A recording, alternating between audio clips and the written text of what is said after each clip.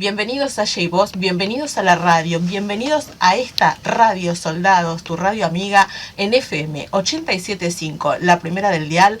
Nos encontrás en web en www.fmsoldados.com. Este sábado a la noche particularmente estás compartiendo mi programa que se llama Aye y Vos. Gracias por elegirnos. Nos encontrás en Facebook como Ayelen D'Angelo Prensa y si querés comunicarte por Instagram en Ayelen Danger. Mándame un email si lo querés hacer al círculo 875@gmail.com y gracias por estar con nosotros. Bueno, este sábado a la noche he traído una nota de esas desopilantes que me gusta presentarles a todos ustedes. Esas personalidades que nos dejaron realmente un background importante a los argentinos, con una trayectoria impecable, un desarrollo de prensa increíble. El señor es un reportero gráfico y además reportero de guerra, que ha sabido actuar en el combate tal vez más, no sé si definirlo como silenciado o con poco conocimiento. El tema es que con una operación conjunta y bastante planeada el día 2 de abril de 1982, hace 36 años, se realizó el desplazamiento para tomar posesión de nuestras queridas Islas Malvinas. Ese primer desplazamiento fue hacia las Islas Falkland y el día 3 de abril se desplazó a lo que es las Islas Georgias del Sur, tomando realmente soberanía sobre nuestras queridas Islas Malvinas. Nada mejor entonces que Nicolás Casanseus, reportero de guerra y realmente con un relato fidedigno y leal a su trayectoria, nos va a contar cómo fue ese episodio y cómo lo vivió. ¿Qué tal? Buenas noches, Nicolás. Buenas noches, gracias por invitarme. Qué gusto tener un reportero de guerra, Nicolás Casanseus, qué gusto, realmente para mí es un orgullo. Muchas gracias. El gusto es mío. Bueno, Nicolás, comencemos. ¿Qué sucedió en esa guerra? En esa guerra argentina, que era una potencia de cuarto o quinto orden a nivel mundial, de alguna manera le peleó de igual a igual a una gran potencia, apoyada por una superpotencia, apoyada por la Comunidad Económica Europea, apoyada por muchos países de distintos continentes, y estuvo a punto de hacer recular a la flota invasora. Y no lo digo yo, lo dice el propio jefe de esa flota inglesa, el almirante Woodward, en su diario, reproducido en su libro Los 100 días. Fue una gran epopeya nacional y de esto todavía no tiene conciencia la sociedad argentina, porque este hecho histórico ha sido tergiversado y olvidado. Bien, vos sabés que yo hasta los 13 años, que tenía en el año 1982, yo no tenía idea de lo que era la guerra, pero un hecho bastante particular sucedió en mi casa particularmente. Mi padre era jefe de gendarmería en Sierra Grande en ese momento. Entonces había estado movilizando todos, desplegando hacia Malvinas, y lo que era la flota que desplegaba territorialmente pasaban y hacían carga de combustible en Sierra Grande. Entonces papá, muy ameno, invita a 2 soldados a comer esa noche a casa y tuvimos una cena pero fantástica, los chicos divinos. Obviamente nosotros, mis hermanos y yo, éramos muy chicos, la única teenager adolescente era yo, que más o menos tenía idea de qué era lo que ocurría, pero tampoco entendía mucho. La cosa es que los chicos, con toda su alegría y su valentía, nos dejaron de recuerdo sus boinas y dijeron que al regresar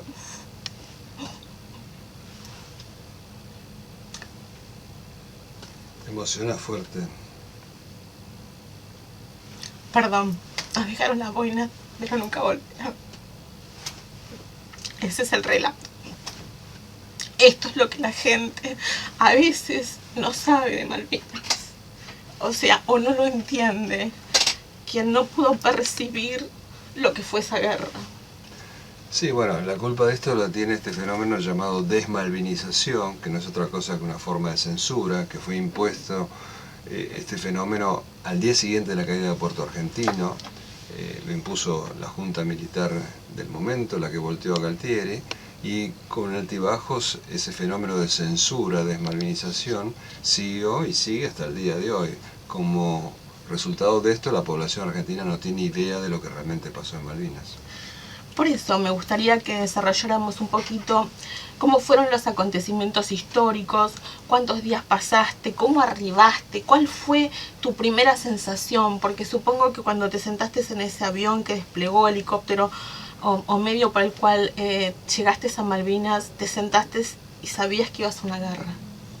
Sí, yo lo tenía muy claro de que iba a ser una guerra, no como los altos mandos del momento, porque lo único planificado fue el 2 de abril, después se improvisó porque nunca los altos mandos pensaron que iba a ser una guerra, cayeron en la trampa de que se podía hacer un toco y me voy.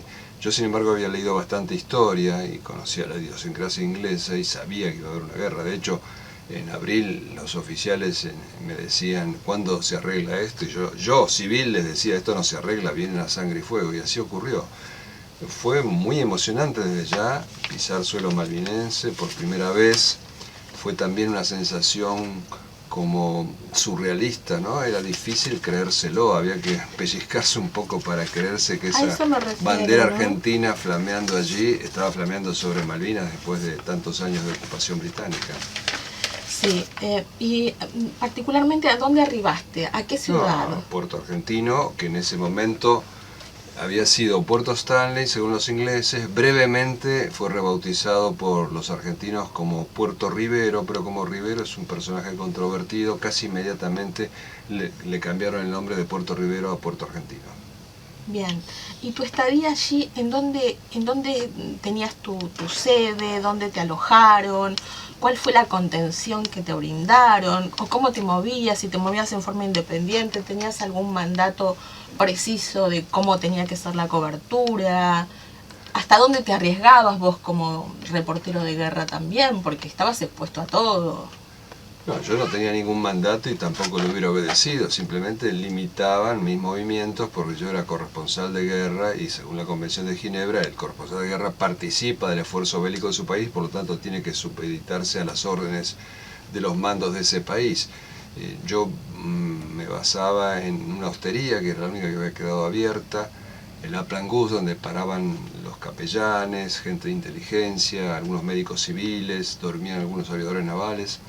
Y bueno, todas las mañanas salíamos de allí en pos de las notas. Era muy difícil, sobre todo, moverse en las tropas de ejército, porque yo tenía un sensor de ejército que me limitaba mucho mis movimientos. Y como necesitábamos tomas bélicas, estábamos en una guerra, encontré la solución de, a partir del 1 de mayo, inclusive mucho antes también, de ir a la base aérea Malvinas, que era el primer blanco y el blanco permanente. Era bombardeada a partir del 1 de mayo 3 y 4 veces por día y ahí teníamos las notas que necesitábamos. Además era jurisdicción de Fuerza Aérea, con lo cual había otra posibilidad de moverse.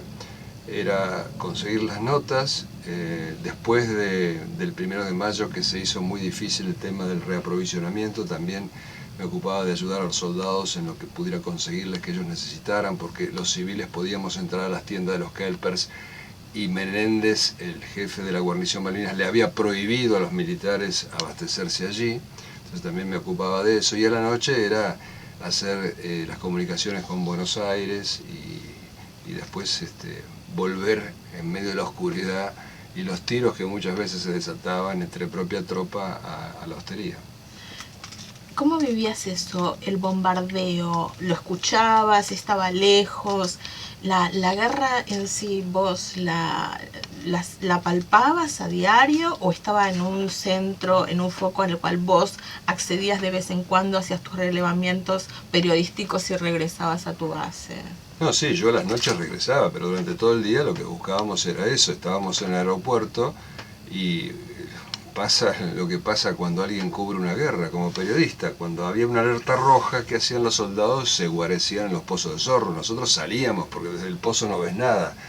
Entonces había que arriesgarse y de hecho tuve la suerte de contar con un camarógrafo muy valiente que ni siquiera se inclinaba cuando empezaban a sonar los impactos de las bombas, porque él decís que no hacía cuerpo a tierra, no hacía cuerpo a tierra con la cámara. Temía arruinar. Porque eso siempre me lo imagino, ¿cómo es un cuerpo a tierra filmando en plena guerra? Digo, debe ser tremendo. Temía arruinar la nota, por eso ni siquiera se inclinaba. De hecho, ya que mencionás lo de cuerpo a tierra, en una de las oportunidades estábamos en la base aérea entrevistando a un piloto de Pucará que venía de atacar a los ingleses, el primer teniente Michelot, y de repente se escuchó alerta roja, y él, que era un militar, se zambulle cuerpo a tierra. Y yo y mi camarógrafo Lamela miramos, vimos barro mezclado con aceite y no nos tiramos, porque no teníamos el entrenamiento. Claro. Entonces la onda expansiva nos golpeó, nos dejó la cara como un tomate, por suerte no nos alcanzó ninguna esquirla. Nicolás, ¿y en ese momento vos tenías protección, como ahora vamos los reporteros, chaleco antibalas, casco? No. O sea, ibas crudo. Chaleco antibalas no teníamos, casco nos ofrecieron, pero como mi camarógrafo se negó a usar casco, porque si vos te pones el casco molesta en el hombro el casco, y él no llevaba casco, tampoco iba a llevar casco yo. Bien. Bueno, contame un poquito cómo era tu contacto, decís, con los soldados, que les proveías, que había alguna prohibición de que pudieran comprar ellos sus propios abastecimientos o chucherías, qué sé yo, cigarrillos, golosinas. ¿Qué pasó con todo eso que en algún momento juntamos los argentinos precisamente para que les llegara a los soldados? ¿Qué pensás que pasó? Eso quedó en Comodoro Rivadavia, porque los buques de nuestra flota quedaron en la costa, no se arriesgaban a cruzar hacia Malvinas, no había manera de llevar esa inmensa cantidad de provisiones, de cosas inclusive tejidas para los soldados. Todo eso quedó en Comodoro Rivadavia. Una porción muy ínfima habrá llegado. En esa porción ínfima lo que llegó, y estuvo muy bueno que llegara, fueron las cartas que en ese momento escribían en las escuelas. Carta a un soldado, ¿no? Sin un remitente preciso, y eso se repartía al azar entre los combatientes y levantaba muchísimo la moral. Inclusive el combatiente contestaba la carta, y se han establecido vínculos que inclusive han llegado a romances, gente que se ha casado a partir de esas cartas. Fue una gran ayuda desde el punto de vista de apoyo psicológico. ¿Cómo era el clima? ¿Cómo es el clima en Malvinas? ¿Cómo es llegar a Malvinas con la temperatura a cuánto? ¿Cuánto es el clima cotidiano y medio en el cual ustedes estaban ahí? Y rondaba el 0 o a veces menos. Además, un viento permanente, lluvia permanente, era como estiletes que se te clavaban en la cara, se te congelaba la cara. A mí personalmente me dificultaba hasta pronunciar el frío que hacía. Era un tiempo muy inclemente, y encima los soldados estaban inmovilizados en pozos de zorro que se inundaban, no eran relevados.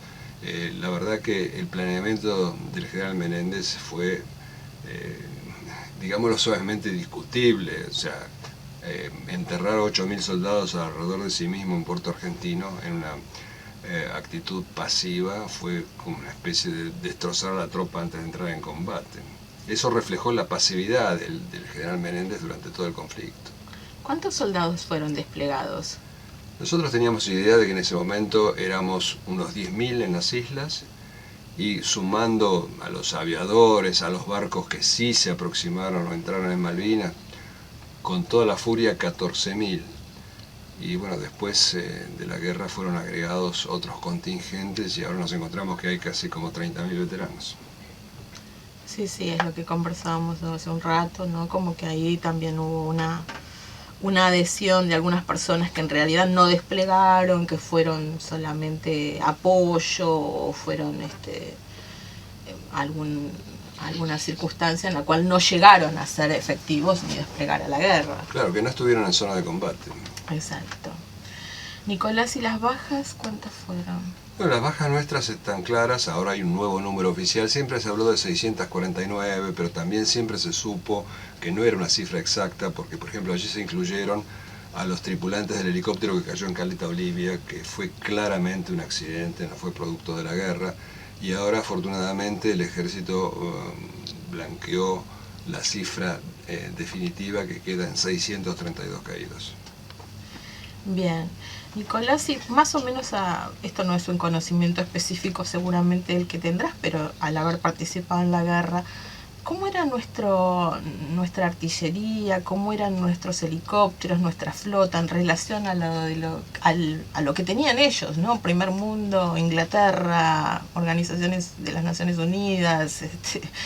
¿Cómo era nuestro equipamiento logístico Bueno, y armamento? la flota nuestra no entró en combate, tenía un par de fragatas misilísticas iguales que las de Inglaterra, pero no entró en combate. Nosotros teníamos algún armamento que era el último grito de la tecnología, como por ejemplo los aviones Super Etendard con los misiles Exocet. Nuestro sistema de defensa antiaéreo era el mismo que en ese momento tenía Suiza, pero en su mayoría nuestros aviones, por ejemplo, eran modelo 50, los A4, y que tumbaron fragatas modelo 80, o sea, suplieron 30 años de diferencia tecnológica con pericia y con valentía, lo cual habla muy bien de nuestros pilotos y demuestra una vez más que la guerra o las acciones bélicas no la gana el que tiene más hombres, más tecnología, más soldados, más fuerza, sino la gana el que tiene la voluntad más fuerte. Nuestros pilotos, por ejemplo, claramente tenían esa voluntad más fuerte y diezmaron a la flota inglesa, lo dicen los propios ingleses, cosa que lamentablemente no tuvieron nuestros generales, si no otro hubiera sido el final probablemente de la película. Bien. ¿Cuántos días duró la guerra? La guerra duró 74 días. De esos 74, ¿cuántos estuviste efectivamente ahí? Bueno, yo en abril entraba y salía de las islas porque no se podía transmitir, yo iba hasta Comodoro, transmitía y volvía, pero días enteros, yo una vez los conté, estuve 56 días. O sea, a partir del 23 de abril ya no salí más por miedo a que se cerrara el bloqueo y no poder retornar del continente y me quedé hasta horas antes de la rendición. Esto es una pregunta como reportera de guerra, te la hago. ¿No sentiste miedo? Mira, el hombre que te diga que no siente miedo no es un ser humano, es normal sentir miedo, la diferencia estriba en la cantidad de miedo. La gran cantidad de miedo paraliza y la pequeña cantidad de miedo es agradable, excita, uno se siente intensamente vivo, es la adrenalina que bombea a mil y hasta es adictivo. Así que afortunadamente me pasó lo segundo, pero un ayudante que yo tenía, por ejemplo, le pasó lo primero, se paralizó, temblaba como una hoja y al día siguiente seguía temblando y al tercer día seguía temblando y finalmente lo mandé al continente porque me daba pena y porque además no me servía. Mejoró bello porque yo llevaba los equipos a partir de ese momento sobre mis espaldas. Pero te cuento cuán injusta es la vida. Él llegó en el momento de la euforia y fue recibido como un héroe, a pesar de que él había... no había hecho mucho y había entrado en pánico. Claro, por eso te digo, la vida es injusta y cuando después de la guerra él me muestra una revista, creo que Gente o Radiolandia, donde le habían sacado una foto a toda página y el título decía "Volvió con la muerte en la mirada", y el guaso me dice, ¿sabes cuántas minas me gané con esto? Claro, me imagino. Ahora, seguro. Cuando volvimos nosotros, que nos bancamos toda la guerra, lo único que nos ligamos fueron cascotazos. La vida es muy injusta. Nicolás, me encantaría que a tu aire, a la audiencia, le dieras una devolución de cómo viviste intimistamente esta guerra. La viví con mucha intensidad, con mucha pasión, me sentí en lo que se pudiera decir, salvando la distancia, es un soldado más. De hecho, con mi camarógrafo Lamela pedimos armas para participar de la defensa de las islas, se nos rieron en la cara, pero tuve la suerte y el honor de que uno de los días previos a la rendición me dejaron tirar un cañonazo contra los ingleses, que no me convierte en combatiente, pero quiero pensar siempre que simboliza lo que hubieran querido hacer 200.000 voluntarios civiles que se anotaron para ir a Malvinas y que no los dejaron ir. ¿Vos pensás que con más desplazamiento humano hubiera sido más efectivo? ¿O ya era bastante difícil? Una vez más, no era una cuestión de cantidad, era una cuestión de calidad. Con otra comandancia, con generales que hubieran querido jugarse, hubiera sido distinto el resultado. Mirá, cuando va a empezar la guerra, un viejo general retirado, de apellido Señoranz, que había sido profesor de Galtieri, le pide una entrevista a Galtieri y le dice, mire Galtieri, en esta guerra tiene que morir un general, y ninguno de esos 4 que están ahí van a morir. Mándeme a mí, que yo voy a ser el general que muera en la guerra. No lo mandaron, pero qué claro la tenía. Nosotros no perdimos la guerra por tener menos cantidad de soldados o porque nuestros soldados tenían 18 y 19 años, que es otra gran falacia llamarlos chicos de la guerra porque pelearon como hombres. La perdimos por los generales y almirantes que nunca se jugaron. Esto es lo que considero es el conflicto en sí de Malvinas, y posteriormente el próximo sábado vamos a emitir el post-conflicto, obviamente con un relato y con la experiencia de Nicolás Casanseu, que nos va a decir qué fue lo que pasó verdaderamente después de este conflicto bélico. Muchas gracias, estás en Allí Vos, gracias por elegirnos. FM 87.5 Soldados, siempre con vos. Gracias.